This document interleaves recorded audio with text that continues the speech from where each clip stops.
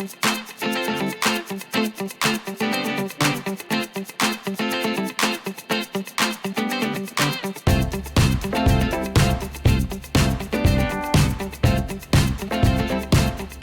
everybody, this is DearMamaSal, and I had to take this shot because I want you to see that behind me there is white fluffy stuff, and you know how much I hate that. I am busy in the kitchen. I know some of you like to know about these things. I have got a quarter of ham in here that is, I'm just going to heat up in my slow cooker, and at the bottom I have, what I did was I had my soda stream, and I made up a bottle of soda stream cola. I didn't put bubbles in it, just straight. And I've just put that at the bottom to keep it moist as it warms up. And I'll give it about an hour, and then I will turn it over and do the other side. So that should be tasting very nice. Then in the last little bit I'll put the proper seasonings on the top and everything, and then give it a last blast. Okay, over here we have got snickerdoodles, which I am making, and that's just finished, so I'll be able to bring mine out. Just hold on one second. Actually, it was really cute. I asked everybody who normally gets cookies from me what they wanted this year, and everybody's immediate response was snickerdoodles. And I said, and as your backup, what would you like second? Snickerdoodles. So that's why I'm baking these. They look good, don't they? So that's the first set, and I'm going to put the second set on in just a second. Now, for those of you who don't know how to do this, I just made little rounds of snickerdoodles. I rolled them in cinnamon and sugar, and now we're just going to make them into little flat things. Doing this one-handed is not normal, so I'm praying a bit here. Now the thing about snickerdoodles is I like mine a little bit crumbly. So as you can see, that's what I've got.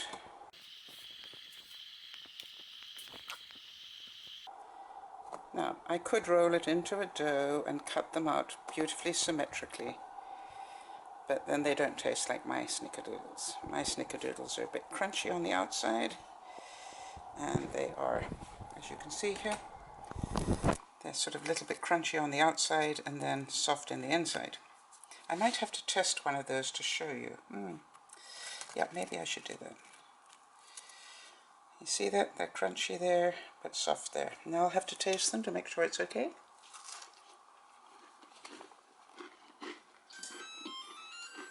Hear the crunch?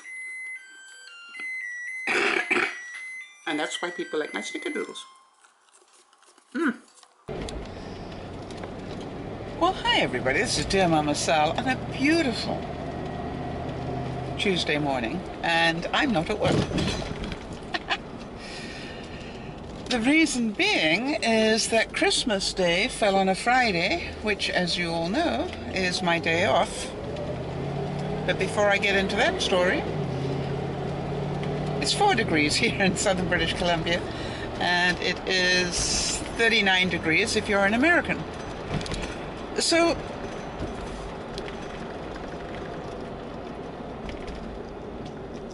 what happens is, by law, if there is what they call a stat holiday,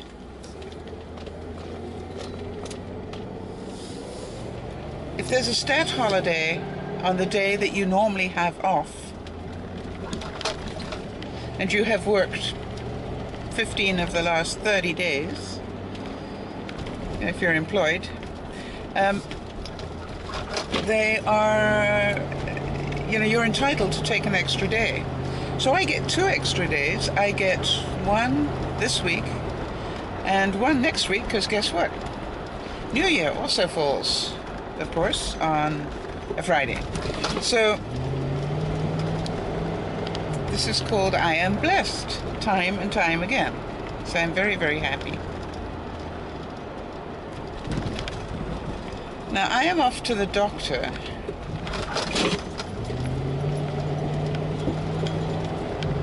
to go and have my stitches out. Now, that is probably an issue for some of you.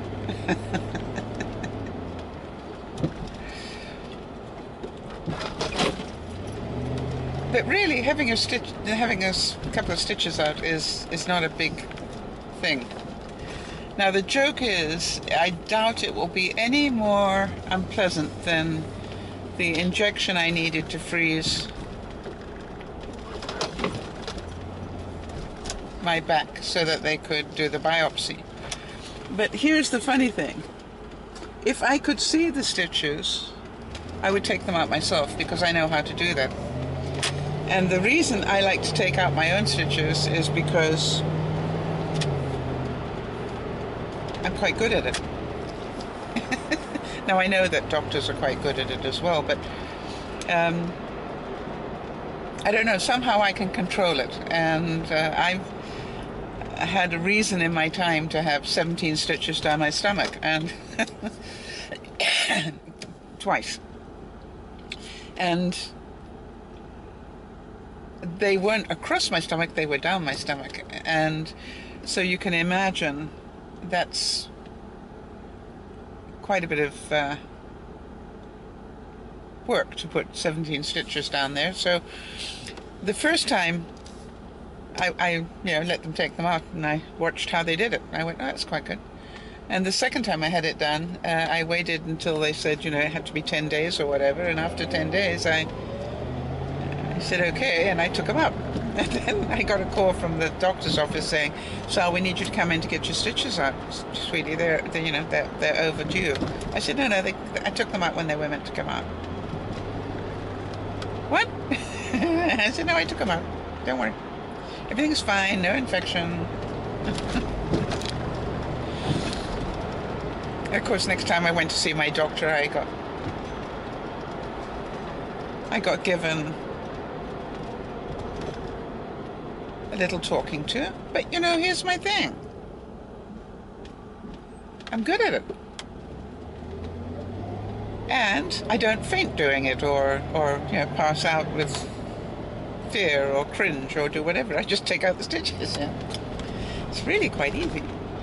You just need to know which side of the knot to cut and which way to pull. And if you know those two things, then taking out your stitches is really very, very easy. Anybody wants to know how to do that? Let me know. No, don't do that. Find out for yourself.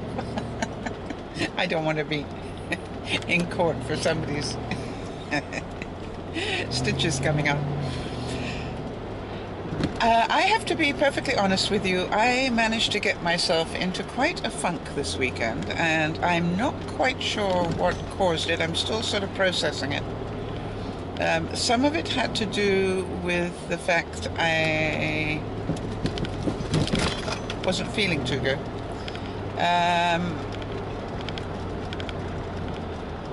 And then some of it had to do with the fact I was sabotaging myself.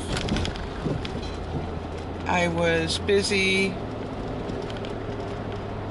eating boxes of candy at a time, or boxes of cookies,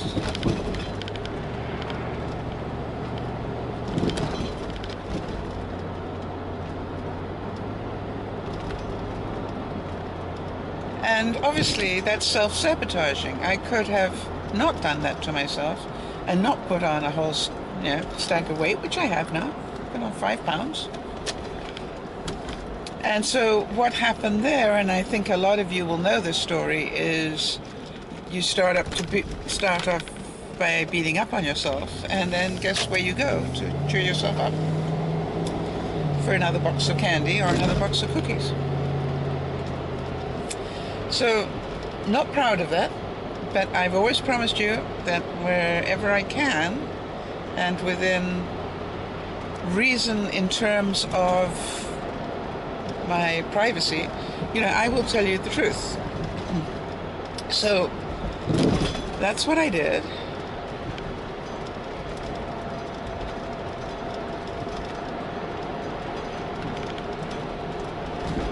And then, you know, it just spiraled. You know, I did more, beat up on myself more, ate more, beat up on myself more. Basically stayed in bed, didn't do very much. Binged watch programs on Netflix. Really. And I thought I was going to feel better doing that. So I totally relate to